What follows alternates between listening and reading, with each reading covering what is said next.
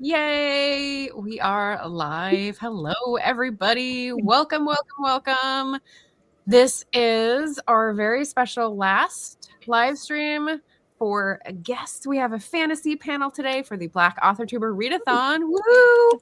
So welcome everybody to the channel. My name is Margaret Pennard. If you are new here, I am a historical fiction and sometimes fantasy author, but only dipping a little toe. These guys are going to be much more in the zone. So I'm going to introduce our guests today for the fantasy panel, and please, if you have a moment, visit the description down below and subscribe to their channel so you can check out their awesome books.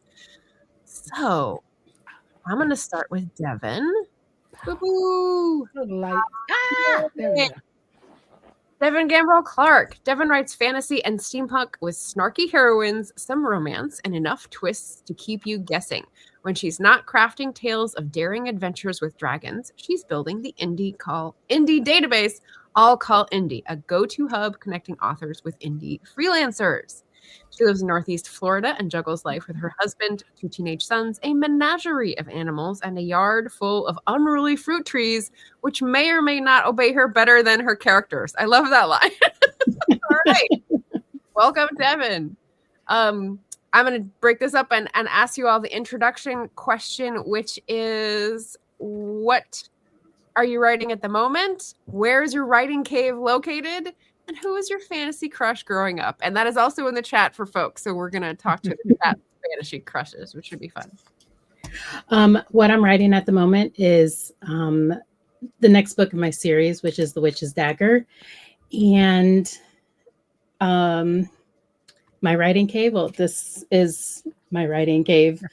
Sometimes I write on the couch, but only when no one's home. I have my dragon wall behind me. So all the purple you see are all my dragon books and dragon figurines.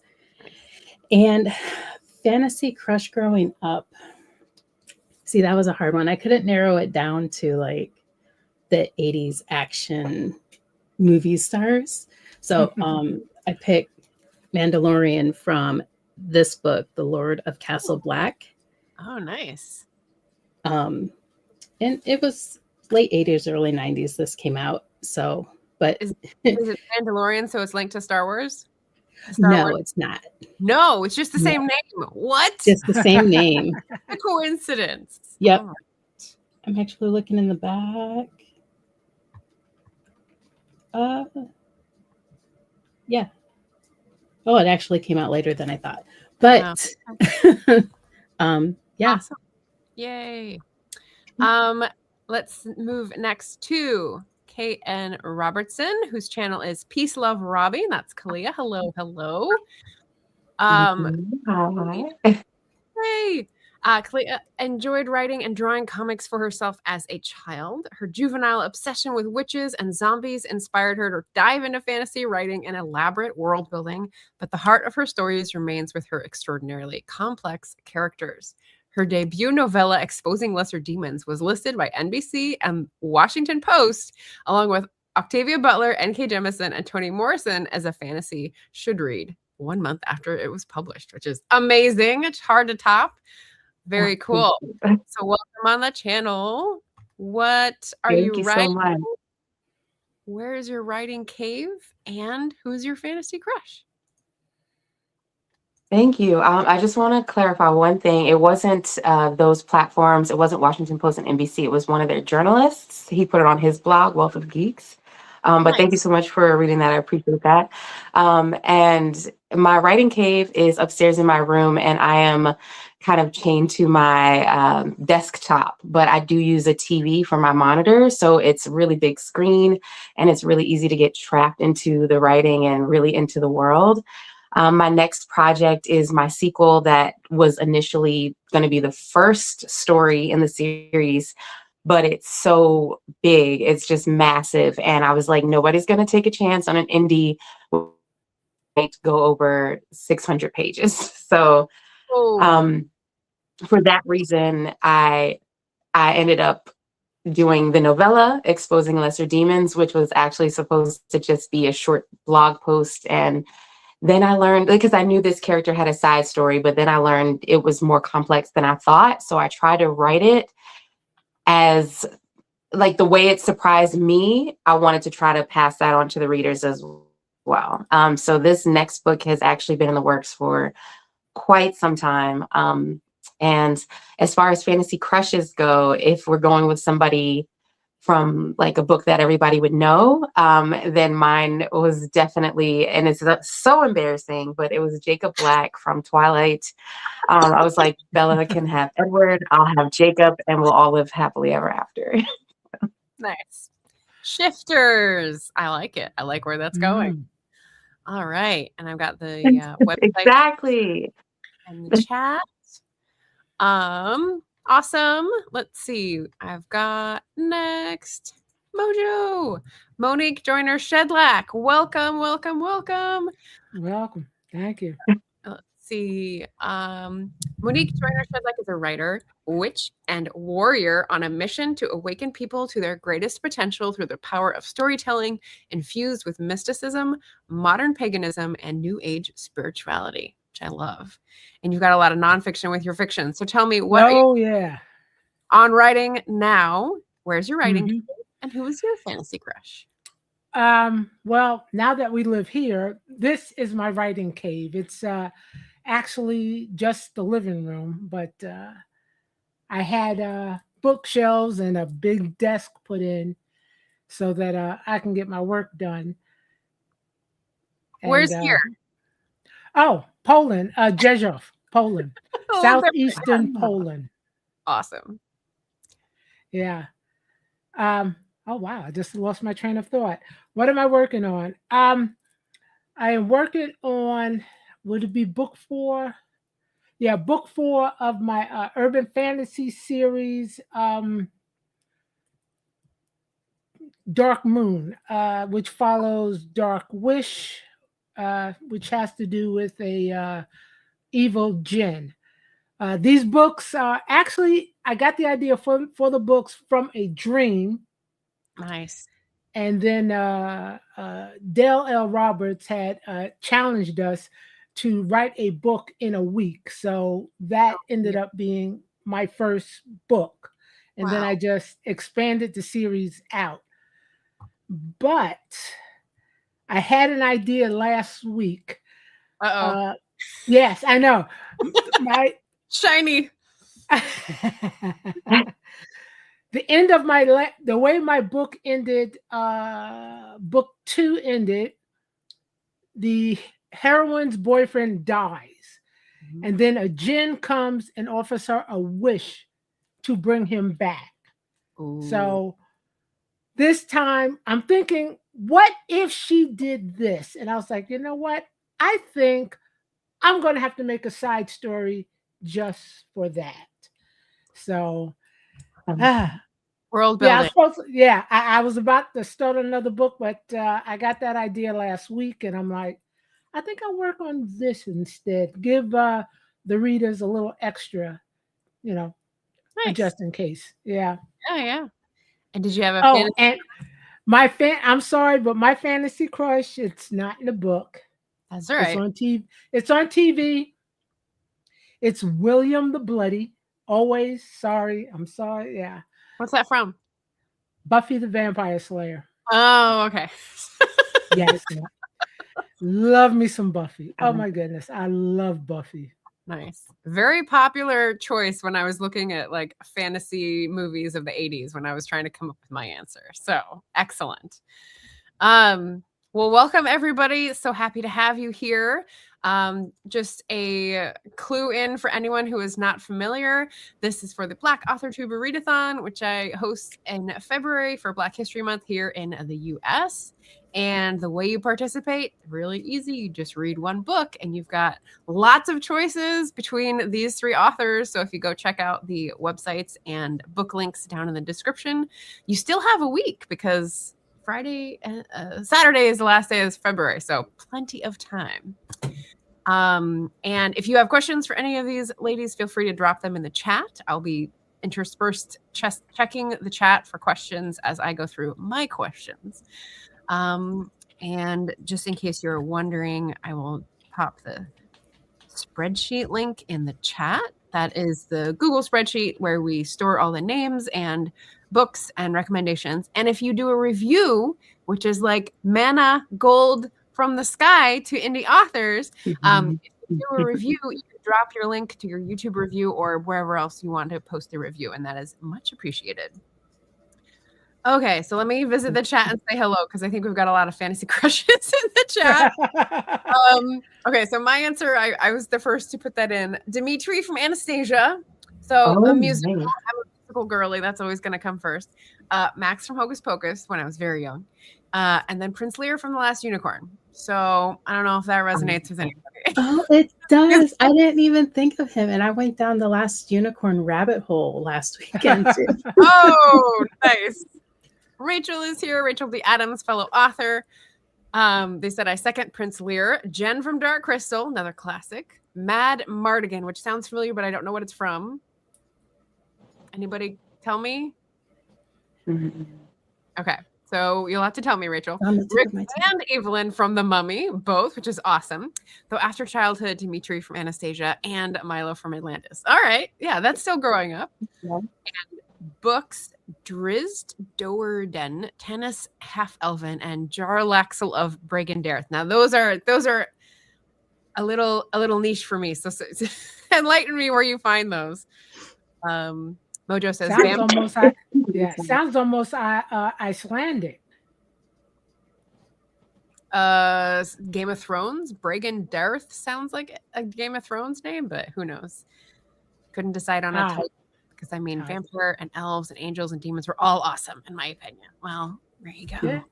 Hello, Constance. Welcome, welcome. Hi. Rachel says, I love dragons. When Dragonheart came out, I fell in love again. Oh. I only chewed in self-defense. I remember that was a long time ago. Yes. Yeah. So, funny story. My oldest son, Bowen, that's where I got his name from. Dragonheart? Wow. Yeah. Oh, nice. That's special. That is so cool. I went to school with a Bowen, actually. And so cool. Opposite him in Hamlet.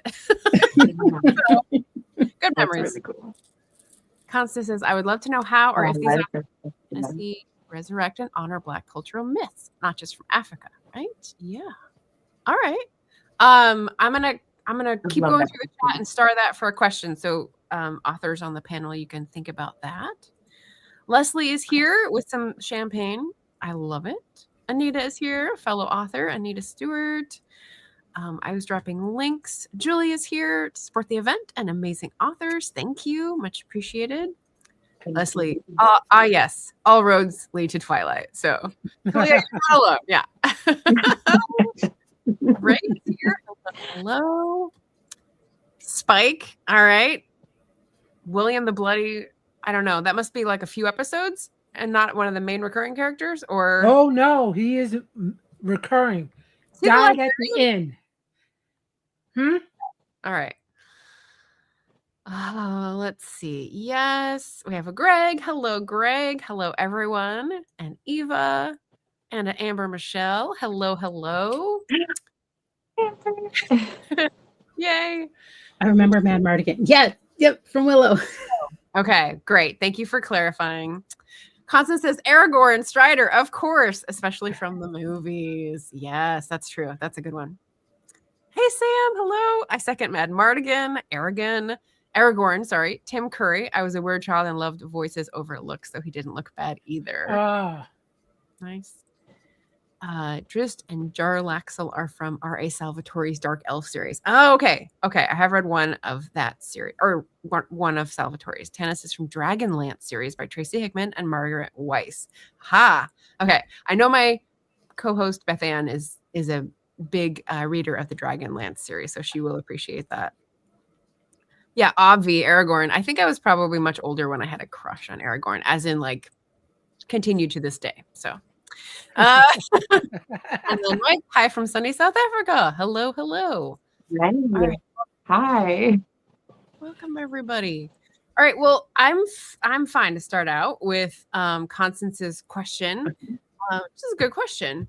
How or if you guys use fantasy to resurrect and honor Black cultural myths. So do you have like cultural myths wound into any of your fiction? And then where did it come from if you've traced it back? If anyone wants to take this. I don't have. I love. Oh, sorry. Please. Oh, it's okay. I don't have many in my books since it's all made up. It's really all made up. There is a love for food. But yeah, that's pretty much about it. A love for food. Yeah, food traditions. That's good. What about the gins, Mojo? I heard you say. That's actually from Arabia, but I use my series has all different kinds of creatures. The prequel is actually a swan, which is Tagalong, if I believe correctly. If you've ever seen Grimm, then yeah. So I take creatures from just about every place. Okay. But after I finish the series I'm working on, I'm doing a series that's all about New Orleans, voodoo, Marie Laveau's ghost. So yeah, that's coming after I complete this one series. But otherwise, for me, anything African, that's all my nonfiction books. Well, two series in my yeah. And I go deep in that. So yeah, you have a book per character, like God, right? Or God or goddess. Yeah, Orisha. Yeah. Last year we had Antoine Bandele on, and I read one of his books that was a young adult adventure with Orishas as part of the magic land that someone visits for like a training school for people with magic. And it was really good. So I think I learned about it from that. And then you were like, yeah, I write about Orishas, like the real ones. And I was like, oh, okay, very cool. Yeah. Yeah. All right. And Kalia, you were going to start to say something. Go ahead. Yeah, I was going to say, first of all, I really love this question. I really appreciate it. And it's definitely something I consider with my writing. The only example that I can think of that would be inside of Exposing Lesser Demons is the bonus chapter, which I don't know if you had a chance to read, but we do take our characters out of the city of Richmond and let them have some international travel. And a couple of the characters that you have heard of, one that you kind of know, you get to know them better. And they go to Brazil. So we do, like, I like to not go, like how you were talking about Orisha gods, right? I do like to give an ode to all of the lore without making it like center stage for the story. So you'll see throughout the series, there's seasonings of a little bit of everything. So the one character who they meet on their adventure in Brazil, her family, they exalt the goddess Oshun. So even though I don't think we ever say the name Oshun, her styling, everything that she wears is something that honors that goddess. And then you go meet her family and same thing, you'll see the relatives wearing colors that are pleasing to Oshun. And then in the next book, we are back in the country, in the US. Everybody's like over time is coming together. And we do things that are more American culture. As far as like, I don't know if you've heard the term Haint Blue. I won't say what that has to do with the next story, but we do kind of give an ode to Haint Blue, which is like the color that you might paint your door to ward off evil spirits in like a Black South American culture of old. So I do a lot of that actually, just because there's not really time to dissect everything, but there's definitely a flavor of it all, if that makes sense. Yeah, that's good, because if you use it as a backdrop, then people may be curious to investigate further in like nonfiction, which is cool. Thank you. Did you guys know you were always going to write fantasy? You were like, yes. Sorry. Well, sort of. No. I was going horror. I love Stephen Oh. King. Uh-huh. Nice. I'm not sure if I'm having a glitch here or what. I'm sorry. I keep checking. We see you fine. I think there's just a little bit delay on your feed. So yeah, we're just trying to negotiate, but keep talking if you have your idea ready. Okay. No, I didn't even hear what you were. Was there another question that you had? Oh yeah, sorry if you Yes. missed. Did you always know that you wanted to be a fantasy writer? Oh, did I always? Okay. I didn't even know that I had the capability to really write because I used to write and not share it. And then when I was 16, I had a teacher tell me that I actually had skill. We only had 3 days to write though. So I ended up starting with a whole different genre that is nothing like what I would have thought I was writing, but it ended up going great. And then, you know, I had it, like you said, you had a dream, Miss Mojo, and that's kind of how things started for me. I was dreaming a lot about zombies because Walking Dead had just came out, and I knew I wanted to do something with witches. And eventually I sort of just was like, how can I make this zombie story unique? And I ended up merging the two, and I realized how much I enjoyed writing about witches and zombies.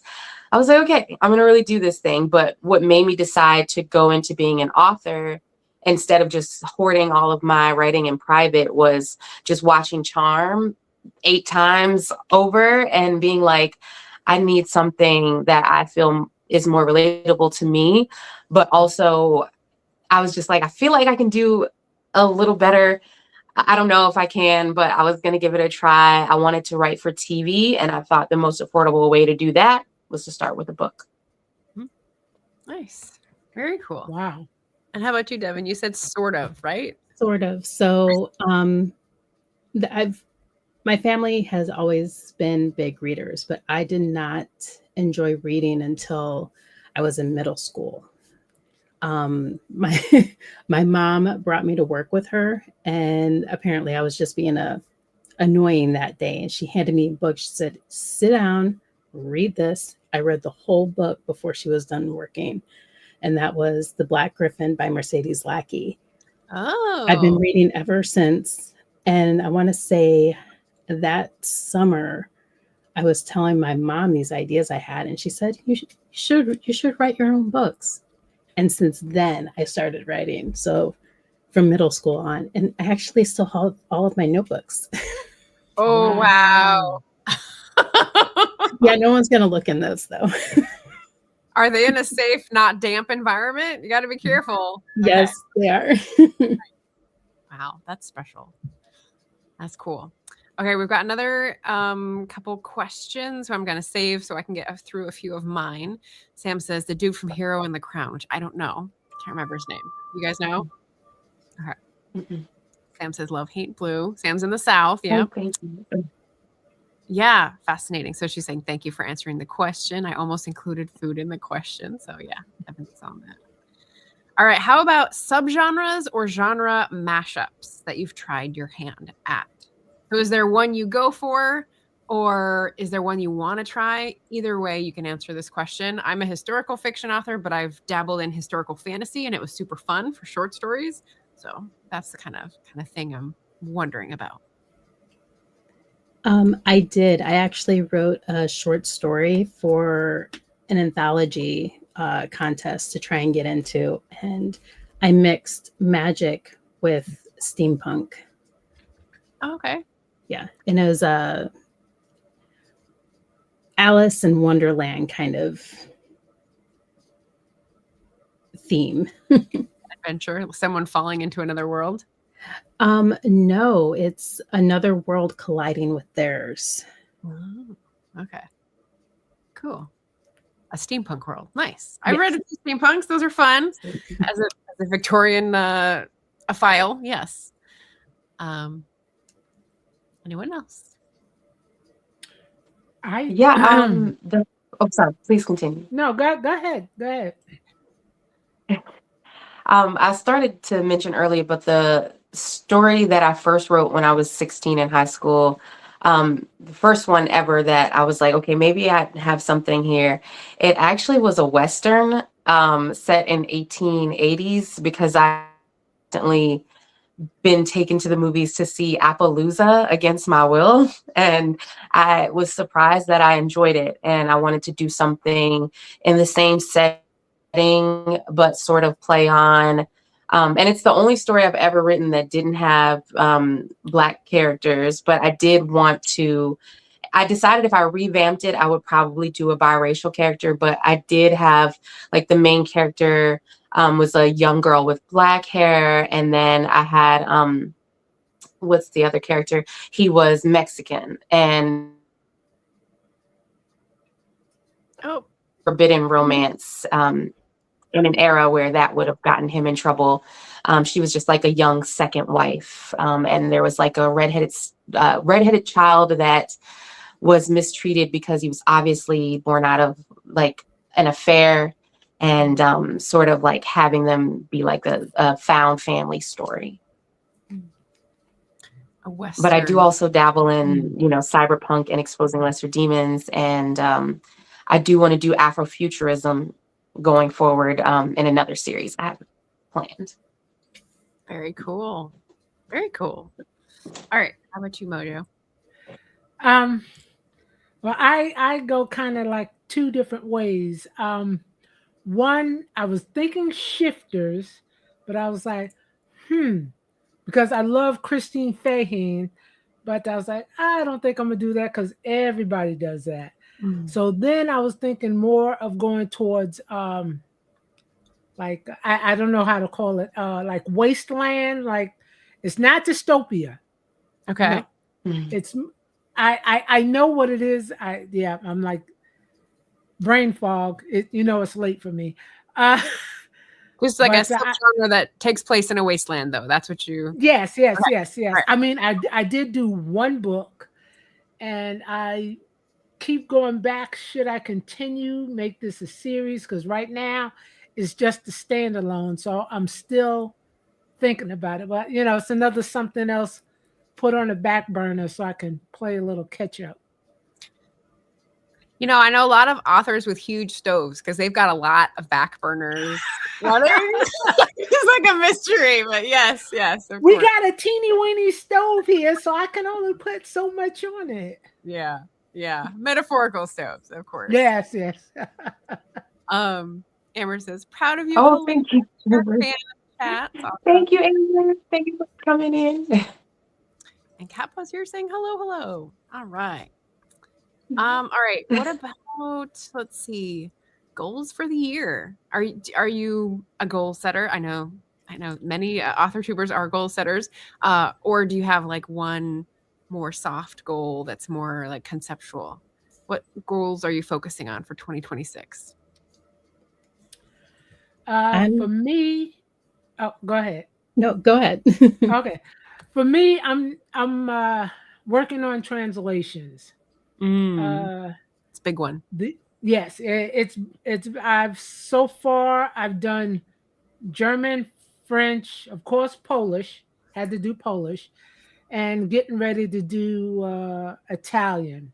But that's only for this series here, my Hunter series, before I go to all my nonfiction books and everything else, because I'm really trying to see what the market is like, because I hear it's a good market, especially Germany.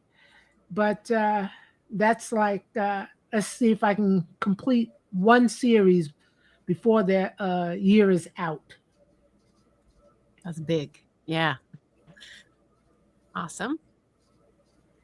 My main focus this year is, I have two. One audiobook for The Witch's Mirror, and I'm also doing a slightly alternate ending for one of my characters. Is that going to be a separate product, you mean? Like a spin-off or a bonus? A little bit of a bonus. It's kind of a scavenger hunt too. So each different area you go to, you'll get one chapter. So it'll make a small novella. And then I have a list of instructions that if you send me this or that, and I present the reader with a gift. That's fun. Oh, That's That's brilliant. sweet. Yeah, that's nice. And how about you, Kalia? for me this year, obviously I have this long-awaited sequel that everybody's been wanting from me. I published this one in 2022, but like I said, the other one I've been working as much as everybody wants it. I've been wanting it a lot longer, and I really do think this is the year. I already got the first draft done, so now it's just about making sure I like that before I send it off to the editor. And of course, I've started this new platform where I'm doing short stories, and I'd like to feature another author as well. So this year, I would love to have my sequel out before the end of the year. The next two books are much closer to being done than this one was when I finished Exposing Lesser Demons. And also maybe potentially adding my first additional author to my publishing company. But it's just for the short stories right now. So I'm starting really small with that, and then hopefully otherwise turning my focus toward getting that next really big book out, because it is, even though this one is the first one that came out, the other one is the long awaited. It's like my child. It's huge for me. So hopefully we see that this year. I want to call it the Mac Daddy, but I don't know if that really fits the situation. Is that right? Would that fit? Maybe so. That's actually, yeah, I do want to introduce a lot more assigned male at birth characters as well. So that might be fitting, especially since we had such a bad book boyfriend in this one. I want to give some positive light to the AMABs as well. Nice. That's fun. Yeah, it's hard to decide. We're all looking forward to the next book and publishing the next release, but then also thinking about the other formats like the audiobooks or the translations or the expansion of the publishing brand. Like those are all sort of lateral things that your audience may not like understand. Like, oh, this is a big deal. This is also a lot of work, you know? Oh, well done. Yeah, that's a great answer. How does your family and in real life circle react to your being an author?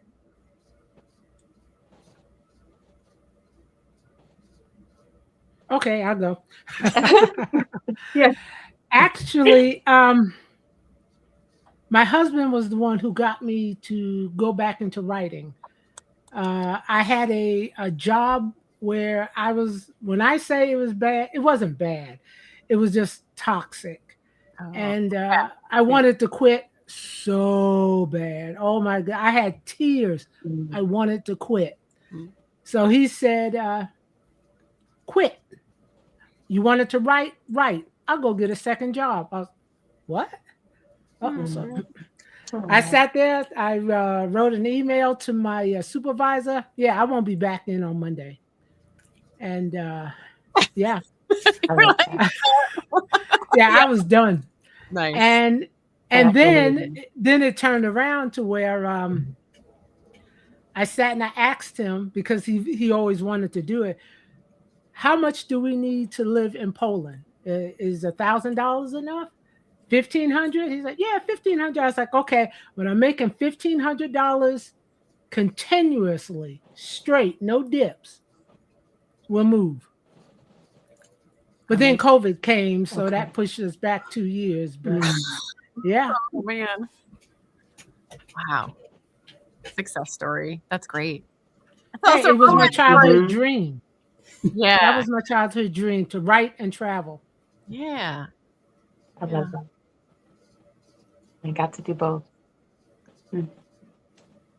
I guess I'll let me see. So my family, very interesting. I have as you saw, like my friend Amber is here. I've known her since since I was 15. I think she was 16. We met in high school. She read my book when it came out. Immediately was reading my book. And this was at a time where I could literally not give it away for people to read. When it was free on Amazon, I couldn't. So that was really huge for me. And I did have a couple of other friends that did read it. And I have a feeling like it was interesting because my mother immediately supportive versus like My father, it was just kind of like he didn't believe I was writing. And I didn't know he didn't believe me until the book was out. And so this is years of writing. I was like, oh, he didn't believe me for like 6 years. And then once that book was out, you know, he was really proud. And yet, as I'm writing the sequel, it's like a dip in pride. It's like when you're writing it, there's no trust, no pride. And then when it's out, super prideful, traveling to come to my first book signing. So it's weird. There's got to be a lot of self-support. You got to be comfortable enough in yourself to keep continuing. Even with my mother, like I couldn't tell if she was losing faith or not. It turns out she wasn't, but I wasn't sure. So I had to continue through that. But like I said, my mom's super supportive. She read the book. She promotes me on her lives all the time. Well, whenever she goes live on TikTok, I think you saw the video where I mentioned that my mom is actually viral on TikTok. So that was actually a big deal. Support is interesting though, because I am surrounded by a lot of people who don't read in their normal life. So they don't know if the book is good, or they either haven't read it or they read it, but they don't know if other people will accept this. But I realized one day that it probably has nothing to do with me, because I had a friend who, when I met her in high school, we were reading, you know, Twilight and Cirque du Freak, and she was reading Shatter and whatever that series is called. So I was like, this is right up her alley. She's going to love it. First person that I gave it to.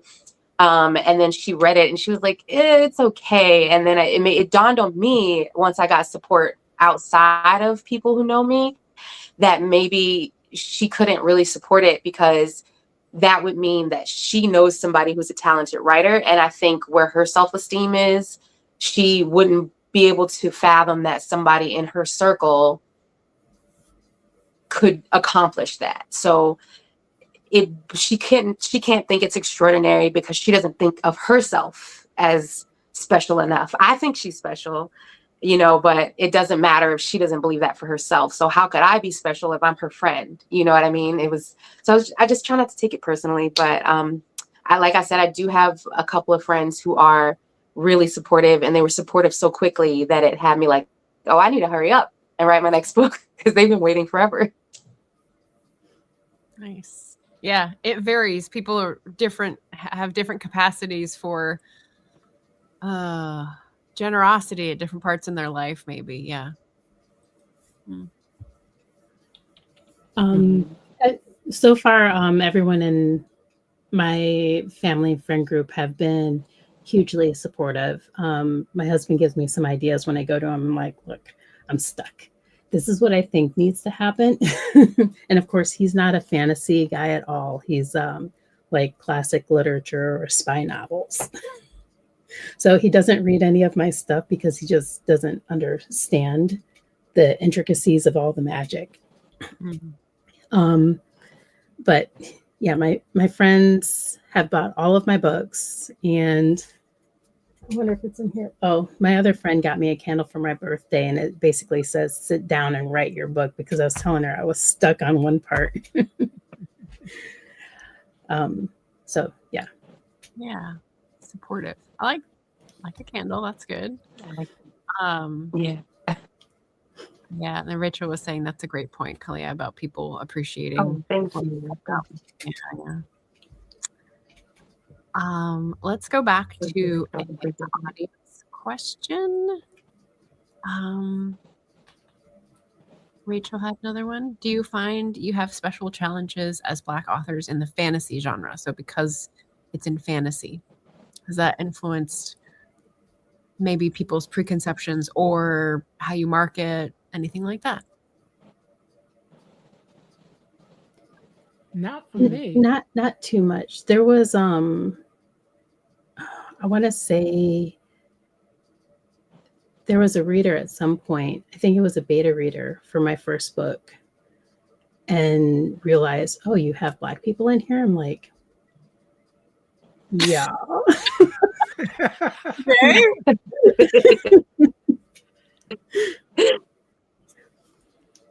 But yeah, that's about it.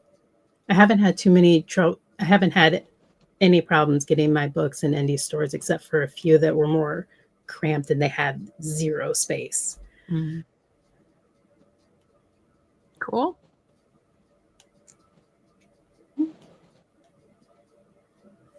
For me, I knew that I wanted, at least with this first book, I'm going to put a Black character on the cover so people know from a mile away. Even if they don't know it's fantasy right away, they might, but they know it's, you know, Black characters. And urban as well, because it has a cityscape, the Richmond cityscape on there. I don't think, ironically, most of my support has been from Caucasian people, and even especially at this one indie bookstore in the city of Richmond. But I live in a diverse, or I don't live in Richmond, but Richmond is so diverse and so, or at least in my experience, has been welcoming to LGBTQ. So they were excited that I had a Black character,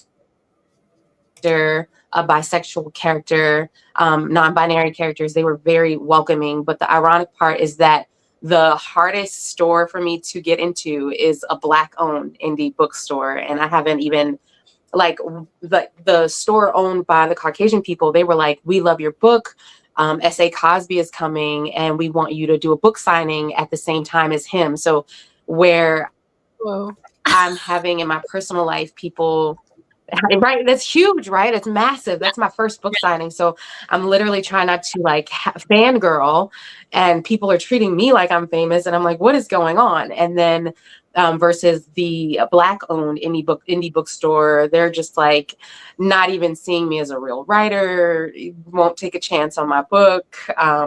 So it's one of those things where it's like, I still want to work with that store because it just seems like we'd be a great fit, but I'm also not going to force it. And I've had so much fortune and success with this other store. So I don't know. I haven't had any, like, I guess nobody's shocked that I have Black characters because she's right on the cover. But I'm so surprised that that's something that somebody asked you, Miss Devin.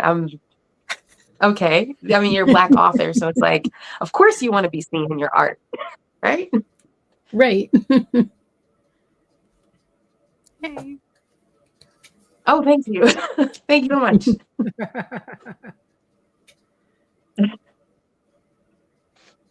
Any comments, Mojo, on the perceptions or experiences? Mine has either a it tells what the character is. I mean, I have one book. It's a female Black woman, and female Black. Yeah. It'll have a Black woman on it. It might have a white. I've got one with a red-haired woman. It's whatever the story is in my head. That's how the person looks. I keep forgetting. Oh yeah, Black. Yeah, because I grew up on Long Island, so you know we were all mixed. Everybody there. Yeah. I feel sad for them right now with all that snow, but Wait, how much snow does Poland have right now? actually it just rained, so all our snow is gone. Really? Okay. It got up to 47 today. I am excited because I can go walk and don't have to slip. That's good. That's good. There was an ice storm a week and a half, 2 weeks ago in the DC area, and one of my other guests was like slipping and sliding in one of her vlogs because it was all snow and it was all pushed to the side of the street, and she had like a tiny little narrow place to get through, and I was like, oh yeah, I've been there. Yep. DC, I remember that. It was fun. That's why I don't live up north anymore. Me Right? neither. Yeah. Well, now I can't even say that because I went from Long Island to Florida, and then from Florida to Poland. So go figure. Seasons of life, right? You went from cold to hot to cold, maybe? Well, no, he doesn't really like the hot weather. Okay. Good choice. Good taste. Cat Paw says, I don't read that much fantasy, but I'm always surprised that there aren't more Black people in traditional fantasy. Yeah. Devin, you were talking about Mercedes Lackey. I totally That's agree. a white author, right? From like the 80s and 90s? Yes. Really popular? Okay. Yes. I remember seeing that. I haven't read her, but I'm assuming Mercedes is a she, but I don't know. It's been around a long time. Yeah. Yeah. I think maybe, correct me if I'm wrong, Rachel, but that's done. I think traditionally it's been like a white male, we own this space kind of feeling. And so that is maybe what the question is getting at. And if you think of a lot of fantasy is like medieval times, so like medieval Europe. Yeah, the settings are like that. Yeah. To that.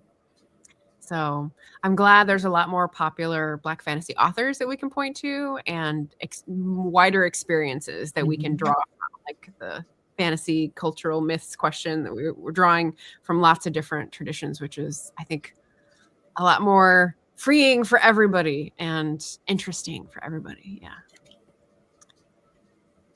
Let's see. I wanted to add to what Cat Paul was saying. Oh, sorry. I know there's a delay. I'm so sorry.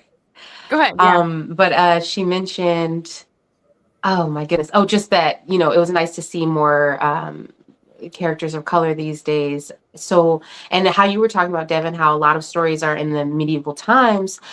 I think that is sort of like the series that I'm working on. It does go into higher fantasy. And I think that's obvious as you read further along in Exposing Lesser Demons. But I really wanted it to be something where, at least for this first installment, since we were doing something that was a smaller bite of the world, let's keep it in the city. Let's keep it to this block. Let's make it modern, especially since I'm inspired by Charmed, but I wanted to do something that was way more me, way more, much Blacker. And I wanted to also keep it real. So, I don't know if this is a trigger warning, probably something I should say trigger warning for, but, I have characters dealing with addiction, which is not something you typically see in a fantasy book as far as I'm aware of. But also there is like a character experiencing homelessness, and he's only in the book for like a few paragraphs, but I just really wanted to spotlight, this is something that occurs in real life. So why not let that continue in a fantasy, especially with it being a low fantasy. And I'm trying to think of this series, like City of Ashes, I want to say City of Bones. Yeah. And I didn't read the whole series, unfortunately, but I knew that they were in the in the city. And I noticed in a lot of books with majority white characters, sometimes there'll be no Black people in the city, and I find that weird. And the cities have high numbers of homelessness and addictions and gang violence, and so I didn't want to highlight, things that are negative about Black culture necessarily, but I also didn't want those things to disappear altogether as if they don't exist just because magic has come into play. So that's something I will be playing on more, although I'd like to think that I'm highlighting the good more than the bad, if that makes sense. Excellent. Yeah. That's a great answer. Especially because I think we like to explore in fantasy some of the problems that we can't really get around in literary fiction, right? We're wrestling with the same issues in human nature, but we're putting it in a different setting to see if that shakes anything loose, right? To get to something. Exactly. Yes. Well said. Yeah. That's my hopefulness anyway. Yeah. We had Emma saying hello, another author friend. And Rachel explaining, I asked the question because having started in the 80s and 90s, I wondered if there had been changes. I'm so pleased to see a positive change where the genre is concerned. Awesome. All right. Do we have time for a publishing question, or do we want to ask for your book and channel recommendations? I don't know if you guys have a little extra time. Another 10 minutes. I'm good. I've got time. Okay. So let me ask about your publishing decisions. Where's that question? Here we go. I'm always curious about this. As a nosy author who's had real frustrations in this quarter, what went into your decision-making process about your publishing platform? Because I know there's lots of choices. There's obviously the big A. There's Smashwords. There's Draft to Digital. There's like individual Apple, Google, all the different things. TikTok now, and Kickstarter. I forgot to add that on. But I know Devin's got experience with Kickstarter now. So have you gone through and experimented with a bunch, or have you gone with one and are looking to the future to experiment, or what's your decision and experience? Yeah. I have done everything. Of course, Amazon is like the one that you should always do. But since the AWC last year, when I made the switch more towards my local community. Oh yeah, in person for the most part. I haven't done the TikTok shop yet. I'm still like trying to wrap my head around TikTok. I don't think that's gonna happen. Totally fine. Yeah, but I knew I wanted my books in libraries, and I knew that I wanted it to be local. So thank goodness for bookshop.org that I can finally, you know, have my ebook in there and stuff like that. Awesome.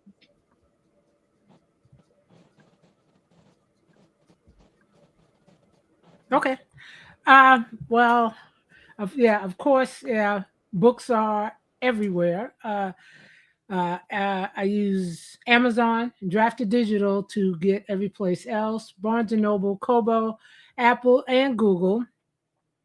I also have everything on my website. If it's not in Kindle Select, which is basically my fiction books, it's all on my websites, which I use BookFunnel for ebooks and Lulu for the print book. Now, I'm trying to use TikTok Shop, but since I changed the address of the business, I have to get that fixed. So that right now, that's like stopping me. But every time I fly to the US, you know, I have a couple of my books and I find a little local, you know, the little library. Little free libraries. Yeah. I make sure I stick in like 4 to 5 books in Palm Coast and St. Augustine. Just nice. Yeah, Florida connections. Nice. I love that. St. Augustine. I'm definitely taking notes myself. Yeah. I don't think I have. I don't know if I have like. Sorry. Go ahead. Yeah. Oh, so for me, I did start with Amazon KDP, obviously, because I knew that's what the indie authors were doing, but I knew I wanted to do whatever was competitive with traditional publishing. And so that brought me to Ingram Spark with my research. I did try Lulu. It just wasn't at the pace that I wanted it, I guess, because I reached out during a busy season. But with Ingram Spark, it was like, here's the information, go do it. And this was when they still had the fee to start, but they've since made it to where you can start for free and the fees don't come into play unless you need to make edits after 6 months or something. So I'm intending to continue with Ingram Spark. Indie bookstores prefer you use those type of distributors rather than Amazon. So, and the only thing I wish I would have known that I don't, like I said, I don't have a lot of information, but what I do know now that I wish I knew when I started was that with buying all of my ISB numbers through Bowker, I put my book on Amazon first. And so Amazon then steals your ISBN number. They're like, okay, we gave you this when in fact you gave it to them. So I then had to use additional ISBN numbers to redo everything through Ingram Spark. So next time I'll be doing Ingram Spark first, and I probably still will do it myself through Amazon instead of letting Ingram Spark do it, just for that little few cents extra that you might get. But I did think doing KDP was almost fun. Like, it was a little bit stressful, but I documented, like, if you watch my older YouTube videos around the time I was publishing, I was like manic, clearly, but I was also kind of like having fun with like, oh, I can adjust this and adjust that by myself, no extra fees. So when I did need to pay to edit things, I didn't have to pay Amazon versus having to pay an Ingram Spark. So I could update an Amazon and then Ingram Spark when I could afford to do so, which it's not super expensive. I just literally, it didn't work. When I started, I had $80 in a used laptop. So my biggest advice to anybody who might want to publish a book is write a great book, because that's going to bring you your biggest opportunities. You don't have to have a lot of money, but if you write a really great story, doors just open when you least expect it. Sweet. I would add that in addition to a few extra pennies direct through Amazon, there's also the analytics. So I have struggled to get on more platforms direct, because the queen of this, Miss Mojo here, like direct platforms, it means you get the analytics. And then you can, if you're good at that sort of thing, look at the analytics and see, okay, so this means this promotion worked and this didn't, and I should up this, or, you know, focus more on translations in this area, stuff like that. So I'm not in that big pond, but I realize that that is a big opportunity. So yeah. Oh, and to let you know that Ingram Spark has dropped their extra fees completely. So if you have to make a change, they no longer charge you for that. Okay, thank you. Yes. This is so helpful. Rolled into their percentage that they take, right? Yeah, it's rolled into the percentage that they take. For Kickstarter though, fabulous. Absolutely fabulous. It helped with the editing cost for me. And I was I also collected enough to ship the books out.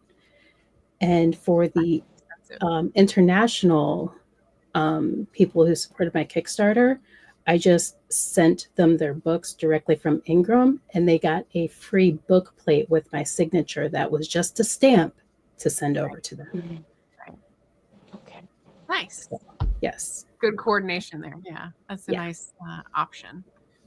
Awesome. Okay, so since we're almost done, I'm just going to have the lightning round of the last question combined, which is recent Black authored book you'd recommend with no reservations, like a favorite recent Black authored book, and a Black Authortuber channel that we haven't had on the show. So try to give us a new name so we can go subscribe to a new friend.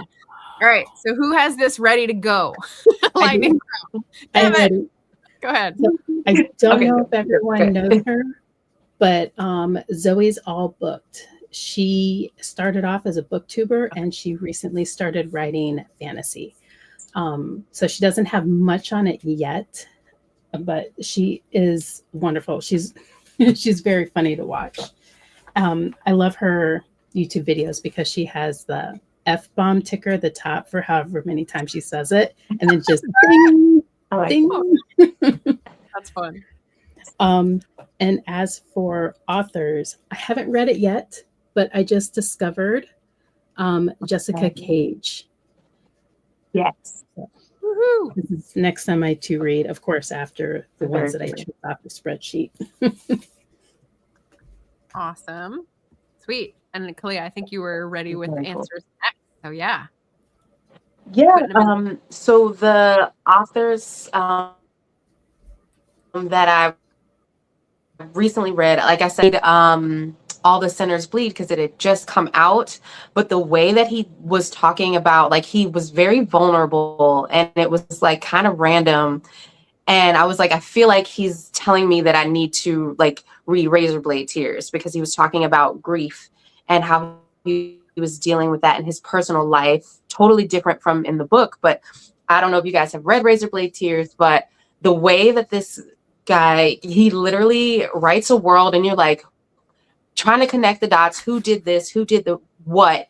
And he just continues to shrink the world. Like, it gets so small, and you're like, why didn't I see that coming? Maybe I should have seen that coming.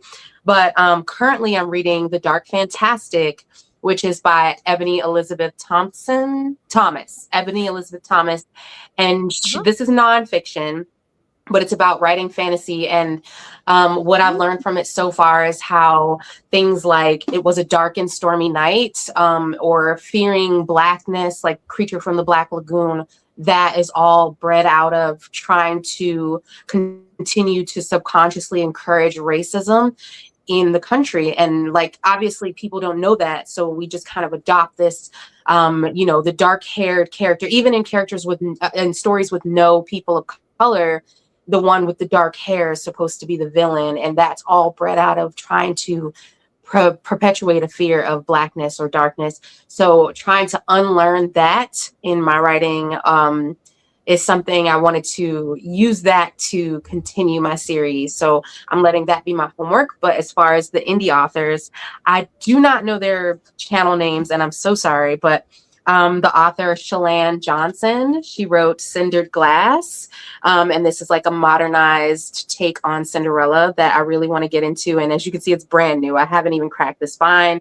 But just hearing her talk about this on her platform, she doesn't say much, but when she does, I'm like all ears. And then there's, of course, I'm obsessed with zombies. So Sylvester Barzy, this is all 3 of his first in the Planet Dead collection, and he calls this season 1. So that's 3 books. I don't know if there are others, but I know he writes a lot of diverse stories. So you're going to get characters of all races. And the way that he promotes his is to make sort of like mock trailers. So I'm always interested in like the clips that he does put out. And again, I'm obsessed with zombies, so he really didn't have to say much. And honorable mention, I didn't grab it, but author Amanda Ross is an indie author. She has a bigger following. I'm not on either platform that I used to follow her on, which is X, which I completely deleted, and then TikTok, which I just don't really use it anymore. But she had a pretty big following. So in the House of Transcendence is her book, and you mentioned New Orleans, and I know that that book is based there. Nice. And I think I'm following Amanda on TikTok, but I know her from Chelsea's channel on YouTube. So I don't know if Amanda makes content for YouTube anymore, but I think she's definitely still on TikTok. Yeah, very cool. Nice shout out. Mojo, do you have answers? Did I give you enough time? I can't think of her name. Oh my God, she has let me double check. Sure. It's like oh gosh, I hate when I cannot pronounce someone's name. This is well, let's start with the book first, because I've been reading a lot of business books.